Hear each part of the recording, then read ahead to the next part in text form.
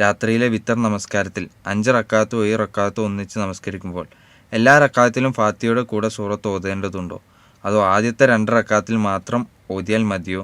ഈ 2 റക്അത്തെ നമസ്കരിക്കുകയാണോ വേണ്ടത് എന്നാണ് ശ്രോതാവ് ചോദിച്ചിട്ടുള്ളത്. പറഞ്ഞ പോലെ 9 റക്അത്ത് ഒന്നിച്ച് നിസ്കരിച്ചിട്ടുണ്ട്.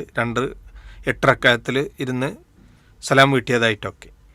അപ്പോൾ അങ്ങനെ ഉള്ള നിസ്കാരമായാലും അതല്ല ഈ രണ്ട് റക്അത്ത് നിസ്കരിക്കുകയാണെങ്കിലും എല്ലാ റക്അത്തുകളിലും ഫാത്തിഹയും സൂറത്തും ഓതേണ്ടതുണ്ട്. അതാണ് സുന്നത്ത്. ഇപ്പോൾ 8 റക്അത്താണെങ്കിലും അതിൽ 8ലും ഖുർആൻ നമ്മൾ എന്ത് ചെയ്യണം? പാരായണം ചെയ്യണം. എന്നാൽ അതിൽ രാത്രി നിസ്കാരത്തെക്കുറിച്ച് നബി സല്ലല്ലാഹു അലൈഹി വസല്ലം പറഞ്ഞ സലാത്തുൽ ലൈലി മഥന മഥന എന്നാണ്.